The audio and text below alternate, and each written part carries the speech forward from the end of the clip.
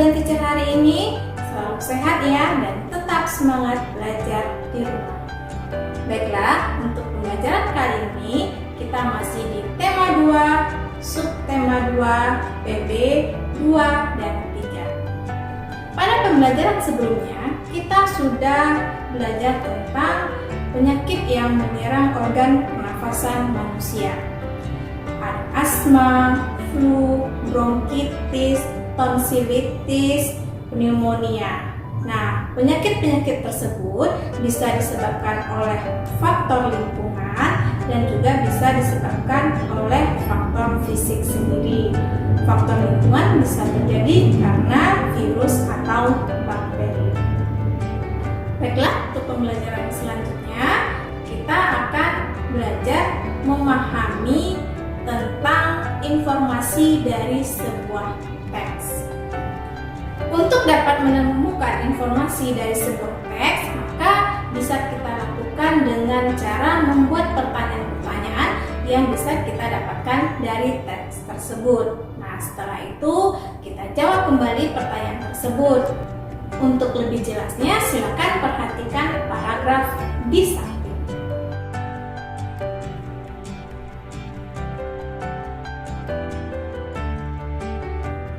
Nah, setelah itu kita akan membuat daftar-daftar pertanyaan yang berhubungan dari teks tersebut.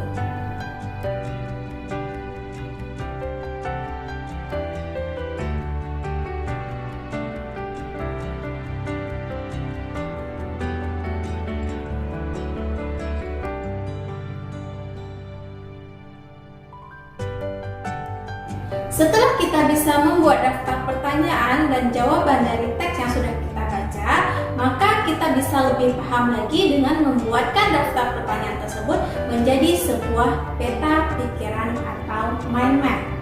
Maka buatlah ke dalam peta pikiran pertanyaan-pertanyaan tersebut. Bagaimana student teacher? Sudah bisa kan membuat sebuah peta pikiran dari teks yang kita baca? Pasti sudah bisa. Nah, selanjutnya adalah student teacher pasti tahu dengan hak, kewajiban, dan tanggung jawab. Hak adalah sesuatu yang harus kita dapatkan. Kewajiban adalah sesuatu yang harus kita laksanakan. Dan untuk melaksanakan kewajiban itu harus disertai dengan rasa tanggung jawab. Sebagai masyarakat, kita mempunyai hak. Hak sebagai warga masyarakat adalah sesuatu yang mutlak yang menjadi milik seseorang yang berkedudukan sebagai warga masyarakat. Berikut adalah bentuk hak warga masyarakat. Yang pertama adalah mendapatkan perlindungan hukum, mendapatkan pekerjaan dan penghidupan yang layak, bisa hidup tenang dan damai, bebas memilih, memeluk, dan menjalankan agama sesuai dengan keyakinan masing-masing. Sedangkan kewajiban sebagai warga masyarakat adalah sesuatu yang harus dilakukan seseorang sebagai warga masyarakat dengan rasa penuh tanggung jawab.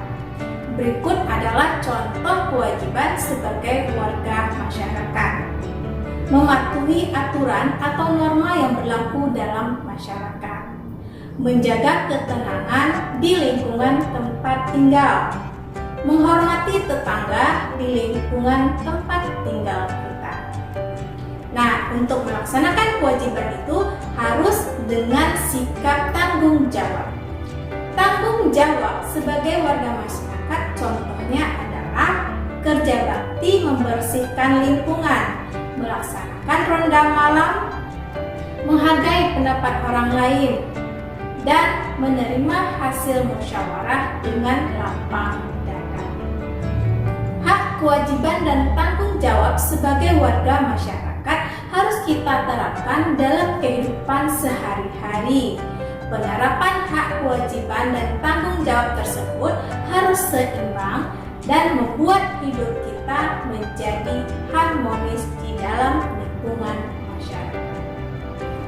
Dalam kehidupan bermasyarakat, kita juga mempunyai hak untuk menjalankan sebuah usaha ekonomi. Usaha ekonomi itu bisa kita jalankan per kita kerjakan secara berkelompok. Jenis usaha yang bisa kita kelola sendiri disebut dengan usaha perseorangan. Usaha ekonomi ini memiliki modal yang terbatas dan biasanya dikelola secara sederhana. Contoh usaha perseorangan adalah yang pertama, usaha pertanian. Modalnya terbatas, lahan yang digarap biasanya terbatas dan biasanya berupa lahan persawahan atau perkebunan kecil. Yang kedua adalah usaha perdagangan. Usaha perdagangan berskala kecil atau sedang. Contohnya pedagang asongan, pedagang keliling, pedagang kaki lima, pedagang di pasar, warung, dan toko kelontong. Yang ketiga adalah usaha jasa. Contohnya adalah usaha fotokopi, bengkel, potong rambut, dan penjualan pulsa. Yang keempat adalah usaha industri kecil. Disebut juga dengan industri rumahan. Contohnya usaha kerajinan tangan berupa pembuatan keramik, souvenir, tembikar, anyaman, dan mebel. Adapun jenis usaha ekonomi yang dikelola secara kelompok adalah contohnya firma. Firma adalah perusahaan yang didirikan oleh paling sedikit 2 orang. Setiap anggotanya memiliki hak melakukan tindakan. Resiko kerugian pun ditanggung bersama. Usaha ini bisa bergerak di bidang layanan konsultasi hukum dan keuangan. Yang kedua adalah persekutuan komanditer atau CV. Usaha ini memiliki 2 macam anggota, yaitu anggota aktif dan anggota pasif. Anggota aktif adalah anggota yang berperan menjalankan roda usaha, sedangkan anggota pasif bertanggung jawab dalam pemberian modal usaha. Nah, selanjutnya contohnya perseroan terbatas atau PT. Perusahaan ini modalnya dihimpun dari beberapa orang dengan cara menjual saham, yaitu surat tanda keikutsertaan penanaman modal. Pemilik saham memiliki kewenangan terhadap perusahaan tersebut dan berhak mendapatkan laba dari perusahaan. Selanjutnya, badan usaha milik negara atau BUMN bertanggung jawab atas kesejahteraan masyarakat Indonesia.